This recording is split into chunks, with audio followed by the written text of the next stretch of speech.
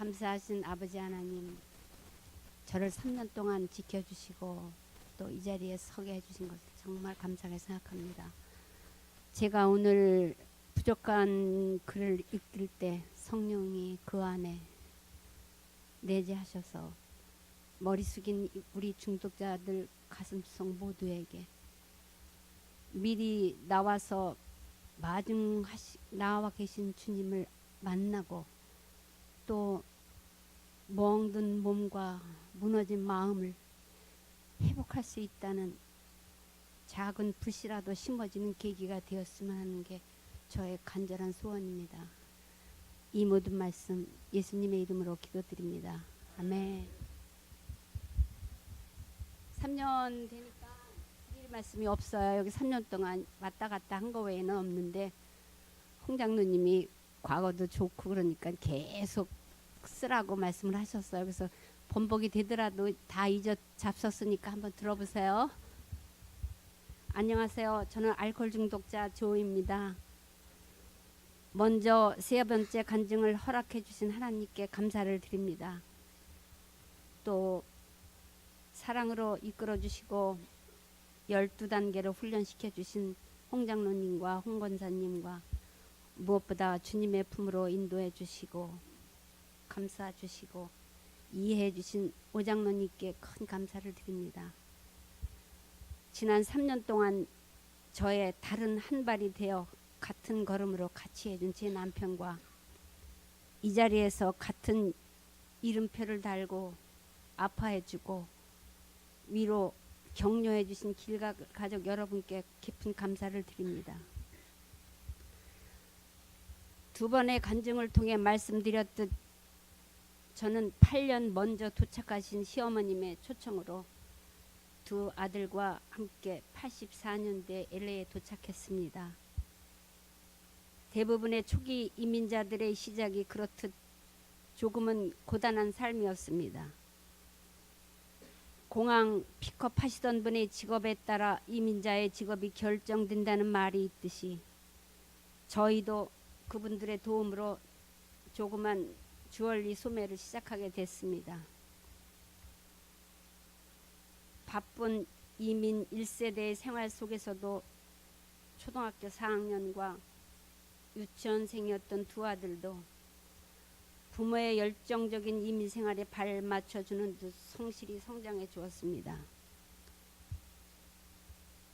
결혼 후 어머님의 뜻을 거역하는 것을 거의 보지 못한 늦깎이 효자인 남편은 연로하신 어머님이 예수를 먼저 믿어야만 된다는 말씀에 생활이 우선이라며 다음으로 미루곤 했습니다. 세월이 지나 두 아들은 자신의 가정을 갖고 가장으로서의 자리도 지켜가고 있으므로 부모된 마음에선 더할 나위 없이 고마웠습니다. 그러던 중 2009년 남편이 위암 수술을 받게 되었습니다. 항암 치료까지 잘 견디어 건강을 회복하였습니다. 저도 변화된 시력을 통해 뇌종양을 발견하여 2012년 1차 수술을 받게 되었습니다. 신체적인 후유증은 없었으나 정신적으로 삶의 의욕은 바닥이었고 그로 인한 불안감과 수면 부족을 극복하려 와인을 마시기 시작하였습니다. 거기에 우울증 약과 수면제 복용을 함께 하게 되었습니다. 물론 주치의는 술과 수면제 병용을 금하라고 하셨습니다. 거의 1년여간 술과 약을 복용하면서도 일은 계속하였고 그로 인해 저의 심신은 피폐해져 갔습니다. 그리고 첫 수술 1년 후 재수술의 필요를 통보받고는 첫 수술의 공포와 재수술의 두려움으로 위산이 역류되어 2주 이상은 앉은 채로 잠을 잤고 그때는 물론 약도 술도 마시질 못했습니다. 공포에 재수술은 무사히 마쳤으나 우울감과 건강 염려증은 더 심해져 갔습니다. 일을 계속할 수 없는 상황에서도 미래에 대한 불안감과 긴 하루의 두려움으로 비즈니스의 폐쇄 결정을 미루는 저를 본 남편은 건강이 우선이라는 결단으로 26년간 저희 가정을 지켜주었던 비즈니스를 접게 되었습니다. 물론 비즈니스를 하는 중에는 자녀들의 졸업식이나 친지분들의 경조사에 부부 동반으로 참석을 해보지 못했습니다. 한 잔의 와인으로 시작된 음주는 약과 함께 더 깊숙이 제 뼛속 깊이 스며들었고 평상시 이해하지 못했고 부끄럽기만 했던 아버지와 두 오빠의 알코올 중독 생활을 꼭 닮아가고 있었습니다. 일에서의 해방보단 사라져버린 보람과 30여 년 멈출 줄 모르는 신발만 신고 살던 습관으로 쉬지 못하는 강박감과 긴 하루의 무료함과 또 은퇴 후 새롭게 마주하는 중년 신혼부부의 갈등, 지금 생각하면 당연하기만 하였던 그 남편의 그전 그대로의 저만 기대하고 변화된 그 아픈 저를 인정해주지 못하는 그 당시 그 남편의 그 의식이 정말 싫었습니다.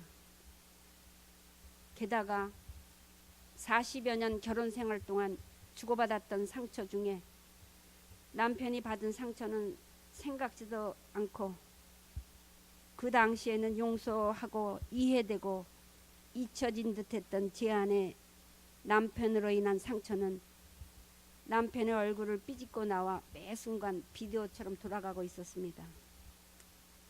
저는 주종을 오픈하기 어려운 와인에서 소주를 바꿔 술을 마시기 시작했고 술을 마시기 위한 전쟁을 날마다 남편과 벌이기 시작했습니다. 약과 술 기운이 빠지는 새벽 4시부터 24시간 오픈 마켓과 식당을 찾아다녔습니다.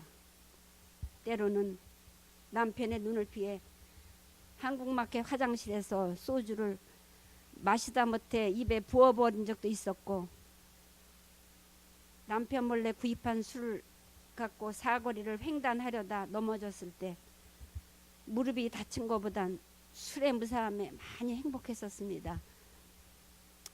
남편의 눈을 피해 집 근처 마켓에서 구입한 크라운 로얄 한두 고문을 마시고 길에다 버려두고 한 블럭을 걸어갔는데 그 술병이 눈에 아른거려 다시 돌아가서 그 술병을 가슴에 품고 집에 돌아오는 도중 문 앞에서 기다린 남편을 만났습니다. 이번 한 번만 하며 애원하는 제게 당신 왜 이러냐며 눈물을 글썽이기까지 했습니다. 제 소식을 들은 한국의 큰언니는 안타까운 마음으로 하루에 소주 반 병만 마시면 어떻겠냐는 것이었습니다. 그 좋은 일을 제가 받아들여서 소주 반 병만 마시고 나머지는 제가 살고 있는 콘도의 쓰레기통에 던져버렸습니다. 결심도 잠시 1시간 안에 저는 주차장에 있는 전체 쓰레기통을 뒤지기 시작했습니다. 그 반병을 찾으려고요. 저희 단골 마켓이었던 아시마켓에서 캐시어는 오늘은 주류 세일을 하니까 많이 사가시라고 알려주기까지 하였고 눈만 뜨면 남편의 눈을 어떻게 피해 어느 마켓으로 출장을 가야 하나 쇼핑 계획까지 세웠습니다. 더 멀리 무슨 올림픽 구호 같지만 더 멀리 또 다른 길로 머리를 쓰며 그러는 나를 보면은 내게 이런 면이 있었나 하고 놀라기까지 하였습니다. 보다 못한 남편은 주변의 리코나 마켓의 카운터에 제 사진을 보여주며 제발 술 좀 팔지 말라고, 이 여자는 알코올 중독자라고 애원을 하고 다니기 시작했습니다. 두 아들은 엄마의 의지하고는 상관없는 병이라며 전문 기관의 도움을 받아야만 한다고 정신병원 입원을 권했습니다. 그러면서 중독자의 끝은 가족으로부터 외면당하고 사회와의 단절로 이어진다면서 저의 결단을 요구하였습니다. 그러면서도 때론 중독을 치료받고 재기에 성공한 셰프의 비디오를 보여주면서 꼭 회복할 수 있다는 응원과 박수도 아끼지 않았습니다. 끊어야만 된다는 생각이 드는 짧은 순간에 자살조차도 중독자인 제게는 중독에서 도망하려는 비겁한 생각일 뿐이라고 여겼습니다. 마시고 싶은 갈망과 끊어야 한다는 생각이 하루에도 몇십 번씩 교차하였으나 기회만 주어지면 마셔야 된다는 생각으로 가득 찼었습니다. 매번 제 손에는 자살을 위한 남편의 넥타이가 쥐어져 있었고 기회만 되면 수면제를 병채로 먹기를 반복해 가까이 살던 큰아들은 911을 불러 입원시켜야만 엄마도 가족도 사는 길이라며 만약 가족의 안타까운 마음만으로 엄마를 집에 방치했다가는 엄마를 지킬 수 없다면서 엄마가 잘못될 경우 부모를 지키지 못한 아들이 어떻게 남의 건강을 논하겠냐며 그때는 자신도 자기의 두 자녀의 가장의 자리마저도 지킬 수 없을 것이라는 말까지 했습니다. 정말 온 정성을 다해 애쓰던 남편의 어떤 조언보다 엄마인 제게는 그 말이 누구의 권면보다 마음에 많이 와 닿았습니다. 가족 회의 끝에 3개월여의 한국의 국립정신병원 통원 치료를 다녀왔지만 약의 용량만 늘렸을 뿐 아무 차도가 없었습니다. 자유로운 음주를 원해서인지 저는 매 순간 이혼을 요구하였고 가까운 호텔에 머물며 실컷 마셔보는 것이 저의 바람이었습니다. 이혼을 요구하는 제게 남편은 이혼하고 싶으면 어서 회복만 하라는 말만 되풀이하였습니다. 아무 효과 없이 한국에서 돌아온 저를 남편은 포기하지 않고 여기저기 수소문한 덕분에 교회에서는 오장로님과 길갈에서 홍장로님의 인도로 주님은 제 친구가 되어주셔 저를 더 이상 외롭지 않게 해주셨고 술을 끊기 위해 시작했던 안정제를 비롯한 모든 향 정신성 약도 술과 함께 끊도록 해주셨습니다. 단주를 시작한 초기 금단 현상을 극복하기 위해 홍장로님의 12단계 비디오와 목사님들의 설교 말씀으로 또 찬양으로 위로를 받았습니다. 그리고 무엇보다 매주 2차례의 모임 참여로 해이해질 수 있는 저를 깨워가며 훈련하는 기회가 되었습니다. 제 중독의 치료가 없는데 지금 3년 간증의 사례는 한두 차례의 교육만으로 끝나는 것이 아니라 지속적인 모임 참여와 서로의 처지를 나누는 데서 교훈을 얻고 다른 중독자의 모습에서 나를 찾아보는 계기로 삼았던 것이 3번의 간증을 할 수 있었던 것 같습니다. 또 주님께서는 제게 자녀는 부모의 그림자를 따라 성장한다는 말을 상기시켜 주시며 제 유전자가 있을 수도 있는 두 아들과 4 손주를 위해 올바른 삶을 살아야 한다는 깨우침을 주셨습니다. 그로 인해 두 아들이 일과 후 즐기던 한 캔의 맥주마저도 금하게 해주셨고 저를 통해 알코올 중독 백신을 보여주신 것 같습니다. 어머님의 병환과 소천으로 인한 힘듦 속에서도 아내의 회복을 위해 헌신해 준 남편에게 감사드립니다.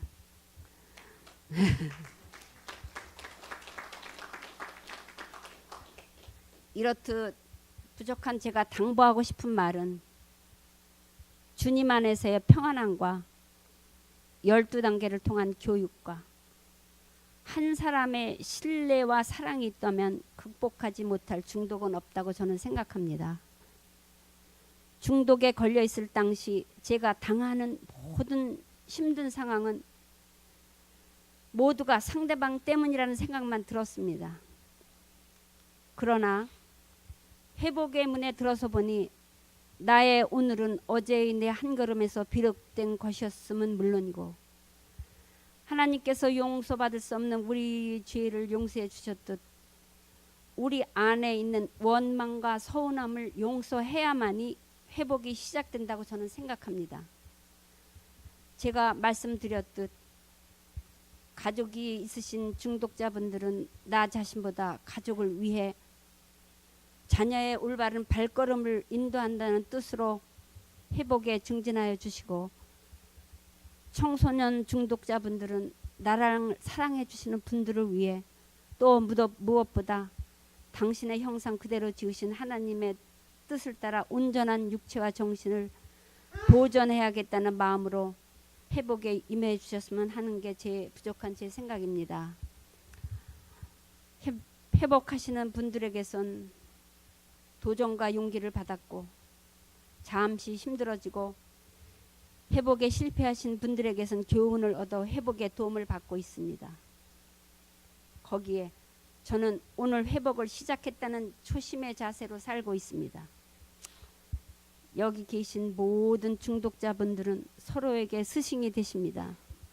같이 아파해주고 의지해가며 이곳에서 만나게 해주신 주님의 뜻을 찾고 따라가며 회복에 정진하는 우리가 되어야 하겠습니다.